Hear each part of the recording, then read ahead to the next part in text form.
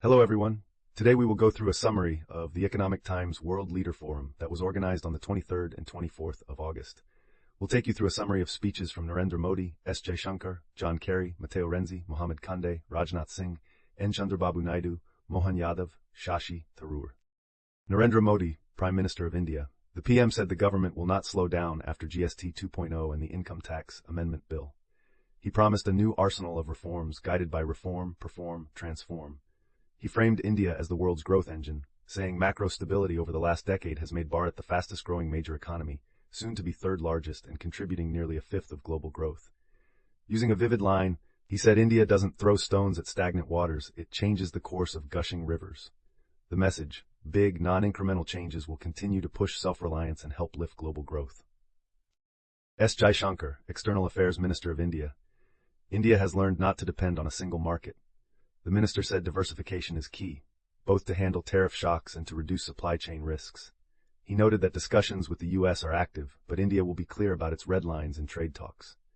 On China, he underlined that a stable border is still a prerequisite for normal ties, even as trade remains important for Indian industry. The takeaway, keep talking with partners, protect core interests, and spread risk across markets, so Indian farmers, small producers, and companies are not exposed to any one disruption. John Kerry, former U.S. Secretary of State Kerry, said India has made a pretty powerful offering on a trade deal, reportedly near zero tariffs on many goods, which he hopes will help resolve current differences.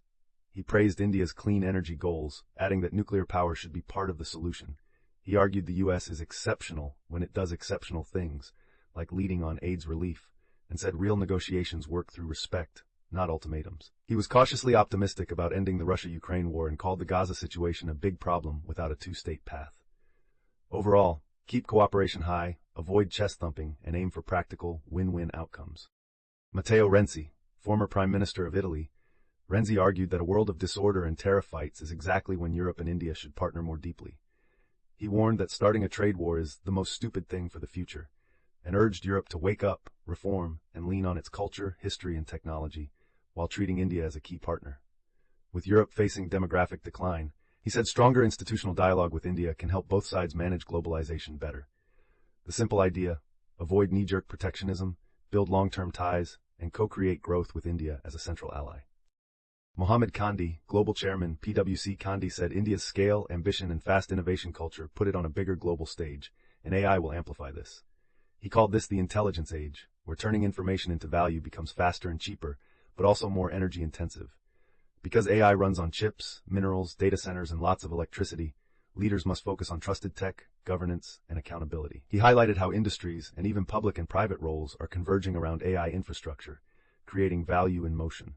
Simple message, embrace AI for growth, but do it responsibly and expect sectors to blend in new ways as the tech spreads. Rajnath Singh, Defense Minister of India. The minister's theme was self-reliance and the opportunity it creates. He pointed to India's fast progress and said building world-class infrastructure helps jobs, tourism, and the $5 trillion goal.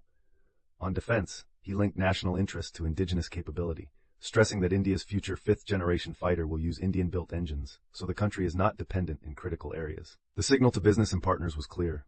India welcomes investment and collaboration, but will anchor key technologies at home to keep supply lines secure. N. Chandrababu Naidu, Chief Minister of Andhra Pradesh. Naidu called recent U.S. tariffs a temporary challenge and said there must be no compromise on national interest. He framed challenges as opportunities and expressed confidence in India's ability to adapt.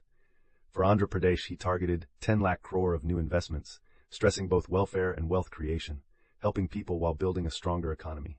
He also signaled steady support to the center and stressed policy continuity. Bottom line, stay calm, protect the country's interests, and keep investing so the state and India can capture global shifts.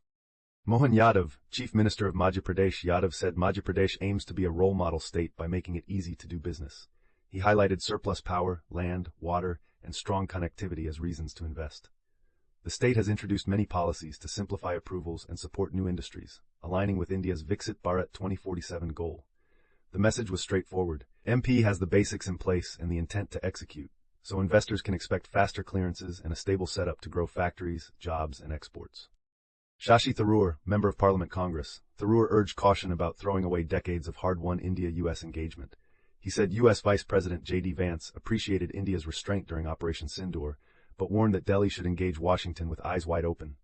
He flagged China's pressures, from the border to supply chains, and argued that policymakers must remain realistic about Beijing's leverage, like rare earth components. Net-net, protect India's interests, keep U.S. ties pragmatic, and don't ignore China's structural challenges to India's economy and security. Outro, that was your ET World Leaders Forum Roundup. Clear themes of reform, resilience, de-risking, and responsible tech.